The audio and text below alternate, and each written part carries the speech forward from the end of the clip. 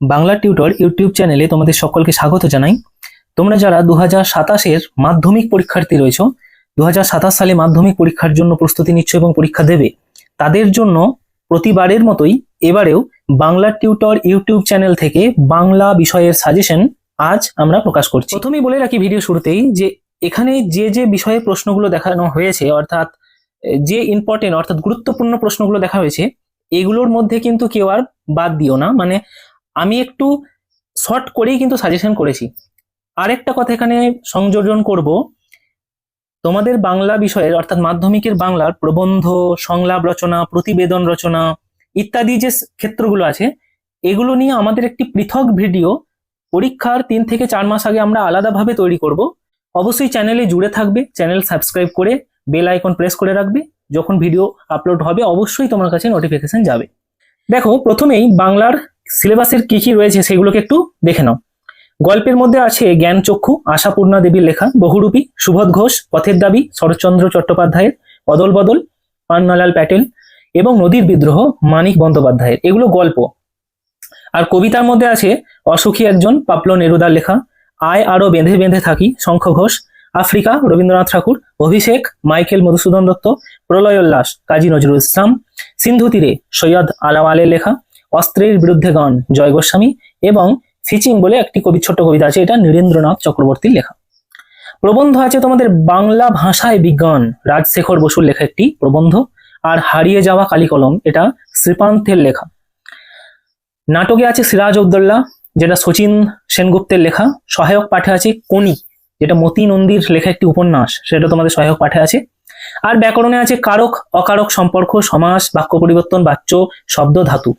এই ব্যাকরণের ক্লাসগুলো আমি প্রত্যেকটাই কিছুদিনের মধ্যেই, এই ভিডিও আপলোডের কিছুদিনের মধ্যেই আমি পাবলিশ করে দেবো। আমার সব কিছু রেডি আছে ভিডিওর, আমি অবশ্যই তোমাদের দিয়ে দেবো। সহজ করে কারক, সমাস এগুলো বুঝিয়ে আমি অবশ্যই ভিডিও তৈরি করে দেবো। আর নির্মিতি অংশে কি কি আছে না, কাল্পনিক সংলাপ, প্রতিবেদন রচনা এবং প্রবন্ধ বঙ্গানুবাদ, এগুলো তোমাদের রয়েছে। এগুলো সাজেশন আমরা পৃথকভাবে দেবো, ভিডিওর শুরুতেই আমি কিন্তু বলে দিলাম। এবার দেখো, গল্প সাহিত্যের মধ্যে জ্ঞান চক্ষু। প্রথমেই সাজেশনের আগে তোমাদের বলে রাখি, তোমরা যারা পরীক্ষার্থী রয়েছো অবশ্যই তোমাদের আগের বছর অর্থাৎ প্রিভিয়াস 5 বছরের প্রশ্ন তোমরা জোগাড় করবে, হয় বইয়ের মধ্যে পাবে কিংবা কোথাও থেকে জোগাড় করবে, দিয়ে সেই প্রশ্নগুলো নিয়ে একটা অ্যানালাইজ করবে যে এই প্রশ্নগুলোর মধ্যে কোনটা কোনটা গুরুত্বপূর্ণ হতে পারে, অর্থাৎ কোন কোন জায়গা থেকে কিরকম প্রশ্ন আসে। এটা কিন্তু তোমার মাথায় ছকা চাই, প্রশ্নের প্যাটার্নটা, যে গল্প থেকে ঠিক কত নম্বরে প্রশ্ন আসবে, কবিতা থেকে ঠিক কিরকম কিরকম প্রশ্ন আসবে, কত নম্বরে আসবে ইত্যাদি। তো সেই বিষয়টা কিন্তু আমি প্রথমেই তোমাদের বলে দিলাম। গল্প সাহিত্যে দেখো জ্ঞান চক্ষু, জ্ঞান চক্ষু থেকে 3 এবং 5 নাম্বার দুটোই তোমরা আমি তোমাদের দেখতে বলছি এবারের জন্য। এখান থেকে 3 নম্বরে প্রশ্ন আসার সম্ভাবনা এবারে কিন্তু প্রবল আছে। 3 নম্বরে প্রশ্ন তোমরা গুরুত্ব দেবে। কি কি প্রশ্ন ধরেছি দেখো, যে হঠাৎ এক ভয়ানক উত্তেজনা অনুভব করে তপন, তপনের উত্তেজনার কারণ কি। 2, এমন সময় ঘটলো সেই ঘটনা, তপনের এমন মনে হওয়ার কারণটি কি। অথবা এই প্রশ্নটাই আসতে পারে আরেক রকম করে, যে পৃথিবীতে এমন অলৌকিক ঘটনাও ঘটে। অলৌকিক ঘটনা বলতে কোন ঘটনার কথা বলা হয়েছে, গল্প অবলম্বনে লেখো।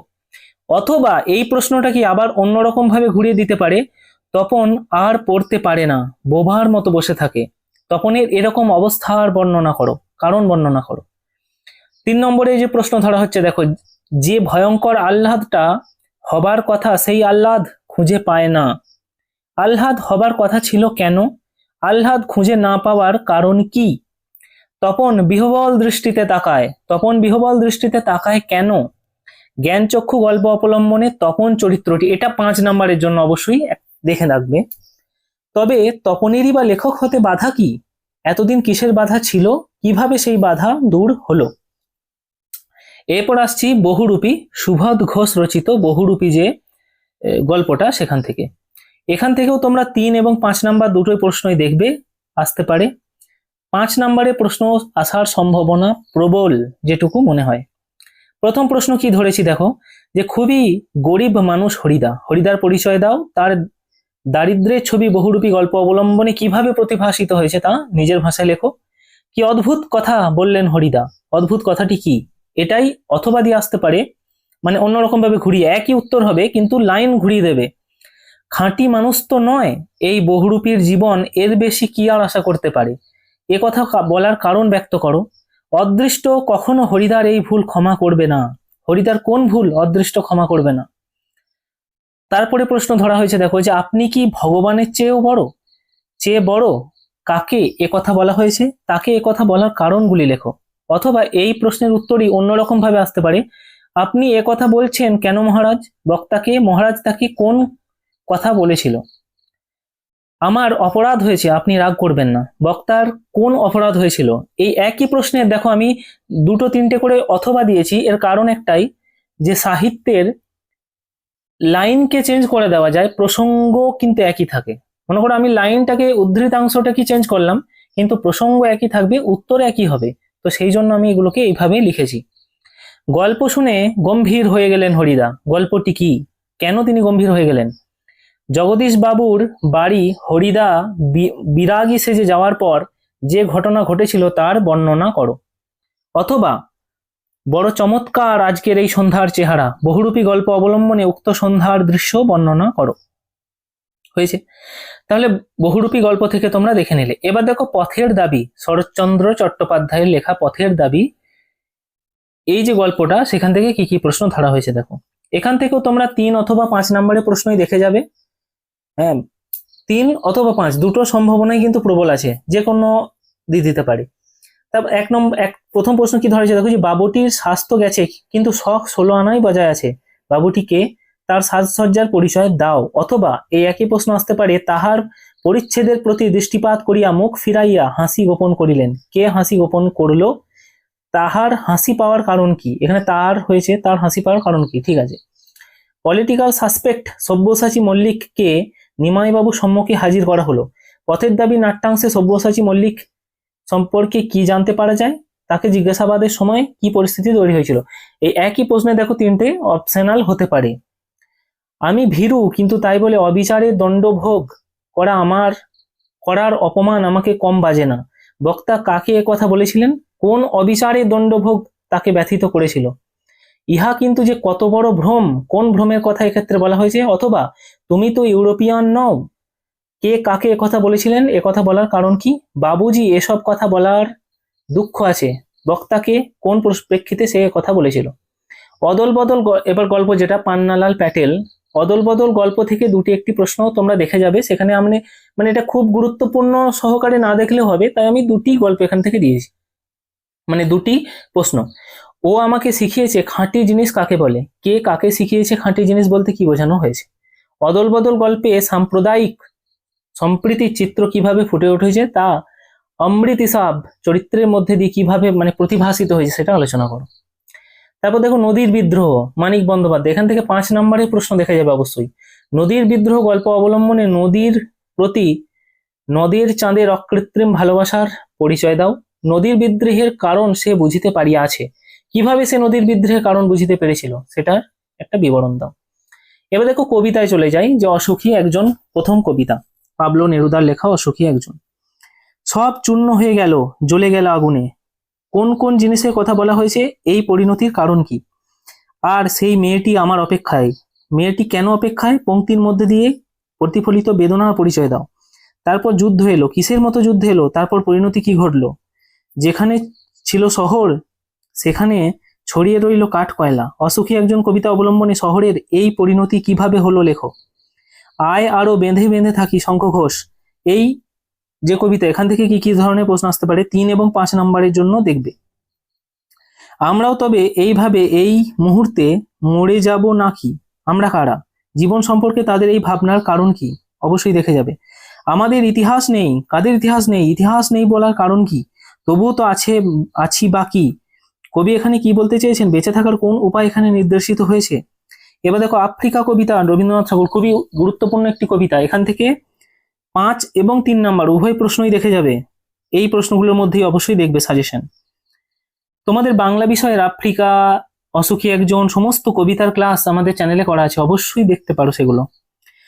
হায় ছায়াবৃতা, ছায়াবৃতা বলার কারণ কি? তার সম্পর্কে কবি কি বলেছেন সংক্ষেপে লেখো। অথবা আফ্রিকা কবিতায় সাম্রাজ্যবাদের যে নির্লজ্জ ছবি ফুটে উঠেছিল তা নিজের ভাষায় লেখো। অথবা চিরচিহ্ন দিয়ে গেল তোমার অপমানিত ইতিহাসে। কাদের কথা বলা হয়েছে? তাৎপর্য লেখো। নম্বরে এলো মানুষ ধরার দল।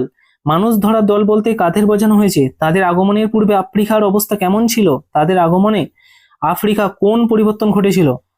এসো যুগান্তরের কবি। যুগান্তরের কবি কে? কেন তাকে আহ্বান করা হয়েছে? অথবা সেই হোক তোমার সভ্যতার শেষ পুণ্যবাণী। তুমি কে? এখানে তুমি বলতে কে আর কি, কোন পরিস্থিতিতে তা অনিবার্য। তারপরে দেখো অভিষেক মাইকেল মধুসূদন দত্তের, এখান থেকে 5 নাম্বারের প্রশ্ন দেখে যাবে, খুব গুরুত্বপূর্ণ। নমি পুত্র পিতার চরণে করজোড়ে কহিলা। পিতা ও পুত্রের পরিচয় দাও। পাঠ্যাংশ অবলম্বনে পিতা পুত্রের কথোপকথন নিজের ভাষায় লেখো। কি হেতু মা তহ গতি তব আজিয়ে ভবনে। এটা ভবনে, হ্যাঁ, কে কাকে কথা বলেছে, তার ভবনে আসার উদ্দেশ্য কি ছিল? অভিষেক করিল কুমারে। কুমারকে। পাঠ্য কবিতা অবলম্বনে কুমারের চরিত্র বিশ্লেষণ করো। তারপর দেখো কাজী নজরুল ইসলামের প্রলয় উল্লাস, এখান থেকে 3 নম্বরের প্রশ্ন দেখবে। আসছে নবীন জীবন হারা অসুন্দরে করতে ছেদন। উক্তিটির তাৎপর্য বিশ্লেষণ করো। অথবা ভাঙা গড়া খেলা যে তার কিসের তবে ডর, এই মন্তব্যটি কোন ঘটনার ইঙ্গিতবাহী, ব্যাখ্যা করো। দ্বিতীয় প্রশ্ন যেটা ধরা হয়েছে দেখো, যে প্রলয় বয়েও আসছে, প্রলয় বয়েও আসছে হেসে মধুর হেসে। কে আসছেন? তার হাসির কারণ বিশ্লেষণ করো। অথবা তোরা সব জয়ধ্বনি কর, কাদের এই জয়ধ্বনি করতে আহ্বান করেছেন কবি, কেন জয়ধ্বনি করতে বলেছেন?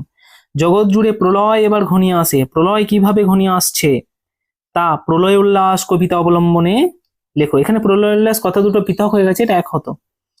তারপর দেখো সিন্ধু তীরে সৈয়দ আলাওয়াল, এখান থেকে 3 এবং 5 নম্বর দুটোই গুরুত্বপূর্ণ সহকারে দেখে যাবে। অতি মনোহর দেশ, মনোহর দেশের সৌন্দর্যের পরিচয় দাও। তথা কন্যা সর্বক্ষণ, অথবা দিয়ে একই প্রশ্নের উত্তর হবে, হ্যাঁ। তথা কন্যা সর্বক্ষণ, কন্যা যে স্থানে সর্বক্ষণ থাকে তার বর্ণনা দাও। অতি মনোহর দেশ, সিন্ধু তীর কবিতাংশে মনোহর দেশটির বর্ণনা দাও। ঠিক আছে, একই প্রশ্ন, উত্তর হবে। তারপর দেখো অনুমান করে নিজ চিতে, কে কি অনুমান করেছিল? দেখে চারি সখী চারি ভীত, কে কখন দেখলো? চার ভীত শব্দের অর্থ কি? বিস্মৃত হইল বালা, বালা শব্দের অর্থ লেখো। কাকে এখানে বলা হয়েছে, সে কেন বিস্মৃত, দেখে বিস্মৃত হয়ে গেল। অস্ত্রের বিরুদ্ধে গান, জয় গোস্বামীর লেখা। 3 নম্বরের প্রশ্ন গুরুত্বপূর্ণ, দেখে যাবে। হাত নাড়িয়ে বুলেট তাড়াই, কোন হাত? বুলেট তাড়ানো বলতে কি বোঝানো হয়েছে? আঁকড়ে ধরে সে খড়কুটো, কবি কাকে খড়কুটো বলেছেন, কেন তাকে আঁকড়ে ধরার প্রয়োজন পড়েছে? তোমায় নিয়ে বেড়াবে গান, তোমায় নিয়ে বেড়াবে গান, কার কথা বলা হয়েছে, কেন গান বেড়াবে? রক্তমুখী শুধু গানের গায়ে, রক্ত মোছার অর্থ কি? গানের গায়ে তা কেন মোছা হবে সে বলা হয়েছে। তারপরে দেখো প্রবন্ধ, বাংলা ভাষার বিজ্ঞান চর্চা বলে একটা প্রবন্ধ ছিল, সেটা হচ্ছে রাজশেখর বসুর লেখা। এখান থেকে কি কি প্রশ্ন ধরা হয়েছে দেখো। বাংলা ভাষায় বিজ্ঞান চর্চার ক্ষেত্রে এখনো নানা রকম বাধা আছে, এই বাধা দূর করতে লেখক কি কি পরামর্শ দিয়েছেন সেগুলি লেখো। পাশ্চাত্য দেশের পাঠকের তুলনায় এই দেশে জনসাধারণের বৈজ্ঞানিক জ্ঞান নগণ্য, লেখক এমন মন্তব্য করেছেন কেন, তার কারণ লেখো। এই কথাটি সকল লেখকেরই মনে রাখা উচিত। কোন কথাটি, কোন মানে কেন সকল লেখকের মনে রাখা উচিত? হারিয়ে যাওয়া কালি কলম, শ্রীপান্থের লেখা। এখান থেকে 3 নম্বরের প্রশ্ন গুরুত্বপূর্ণ, দেখে যাবে। আমরা কালি তৈরি করতাম নিজেরাই, কালি তৈরির পদ্ধতি বর্ণনা করো। পণ্ডিতরা বলেন কলমের দুনিয়ায় যা সত্যিকারী বিপ্লব ঘটায় তা ফাউন্টেন পেন। ফাউন্টেন পেনকে বাংলায় কি বলে, এর ইতিবৃত্ত রচনা করো, মানে ফাউন্টেন পেনের নিয়ে ইতিহাসটা। তাই নিয়ে আমাদের প্রথম লেখালেখি, কি নিয়ে প্রথম লেখালেখি করেছিলেন শ্রীপান্ত? কল্পনার ইতিহাসে ডুব দিয়ে কি ভেবেছেন তা লেখো। সিরাজউদ্দৌলা শচীন সেনগুপ্ত নাটক, এখান থেকে 4 নম্বরের প্রশ্ন দেখো। বাংলার এখান থেকে কিন্তু অনেক প্রশ্ন হয়, হ্যাঁ ঠিক আছে। সিরাজউদ্দৌলা নাটক যেহেতু একটি আছে তাই নাটক, তাই এখান থেকে প্রশ্ন কিন্তু অনেক একটু করে যাবে বেশি করে, হ্যাঁ। এখান থেকে খুব বেশি রিস্ক নিও না যে একদম 2-4টে প্রশ্ন করে যেও না, হ্যাঁ। বাংলার এই দুর্দিনে আমাকে ত্যাগ করবেন না, কার উদ্দেশ্যে কথা বলা হয়েছে, কোন দুর্দিনের জন্য তার এই আবেদন? দরবার ত্যাগ করতেই আমরা বাধ্য হচ্ছি জাহাপনা, দরবার ত্যাগ করতে আমরা বাধ্য হচ্ছি জাহাপনা। বক্তাকে, তারা দরবার কেন ত্যাগ করতে চাইছেন? জাহাপনা নিচের এই স্পর্ধা, কে কাকে নিচ বলেছেন, কেন এই কথা বলা হয়েছে, তাৎপর্য লেখো। বাংলা শুধু হিন্দুর নয়, বাংলা শুধু মুসলমানের নয়, মিলিত হিন্দু মুসলমানের মাতৃভূমির গুলবাগ এই বাংলা। কাদের উদ্দেশ্যে কথা বলা হয়েছে? এই বক্তব্যের মধ্যে দিয়ে বক্তার কিরূপ চরিত্র প্রতিফলিত হয়েছে তা নিজের ভাষায় ব্যক্ত করো। কিন্তু ভদ্রতার অযোগ্য তোমরা, কাকে উদ্দেশ্য করে কথাটি বলা হয়েছে এ কথার তাৎপর্য লেখো। মুন্সিজি, অথবা এই প্রশ্নটা আসতে পারে, মুন্সিজি পত্রের মর্ম সভাসদদের বুঝিয়ে দিন, কে কাকে পত্র লিখছেন, এই পত্রে কি লেখা ছিল? স্পর্ধা তোমার আকাশস্পর্শী হয়ে উঠেছে, কে কাকে কথা বলেছেন, বক্তা কেন তার এই ক্ষোভ প্রকাশ করছে, জানি না আজ সে কার রক্ত চায়, পলাশী রাক্ষসী পলাশী। এই মন্তব্যের কারণ আলোচনা করো। আমার রাজ্য নয়, রাজনীতিও নয়, শুধু আছে প্রতিহিংসা। বক্তার প্রতিহিংসা পরায়ণ মনোভাবের পরিচয় দাও। আমার এই অক্ষমতার জন্য তোমরা আমাকে ক্ষমা করো। কাদের কাছে এই ক্ষমা প্রার্থনা, কেন এই ক্ষমা প্রার্থনা, কে করেছে ক্ষমা প্রার্থনা, ঠিক আছে এগুলো। তারপরে দেখো কোনি, এটা থেকেও কিন্তু একটু বেশি প্রশ্ন হয়, অবশ্যই তোমরা দেখবে এখান থেকে কিন্তু প্রচুর প্রশ্ন কাটছাঁট করো না, ঠিক আছে, কারণ এগুলো থেকে অনেক প্রশ্নই হবে। কোনি বাংলার সাঁতার দলে জায়গা পেল, কিভাবে জায়গা পেল? কোনির ট্রেনিং আরো কঠিন করে তুললো। কে কেন কোনির ট্রেনিং আরো কঠিন করে তুললো? সত্তর লিখে ক্লাবের বারান্দার দেওয়ালে সেঁটে দিলেন, কেন লেখা তার দেওয়ালে কেন সাঁটলেন তারা? জোরে বলতে শুধু গায়ের জোর বলতে শুধু গায়ের জোরেই বোঝায় না, মনের জোরেই সব হয়। ইচ্ছা শক্তি, শরীর গঠন সম্পর্কে ক্ষিতীশের এই মতামতটি ব্যক্ত করো বা ব্যাখ্যা করো। ক্ষিতীশের একটি হাত তোলা, চোয়াল শক্ত। ক্ষিতীশ সিংহের এইরকম প্রতিক্রিয়ার কারণ কি? দরিদ্রতা আর বঞ্চনার বিরুদ্ধে কোনির যে লড়াই তা সংক্ষেপে বর্ণনা করো। সাঁতারু অনেক বড় সেনাপতির চেয়ে, বক্তাকে এই কথাটির তাৎপর্য লেখো, যে কি এর মানে। কোনির বাড়িতে এসে ক্ষিতীশের কিরূপ অভিজ্ঞতা হয়েছিল তা নিজের ভাষায় ব্যক্ত করো।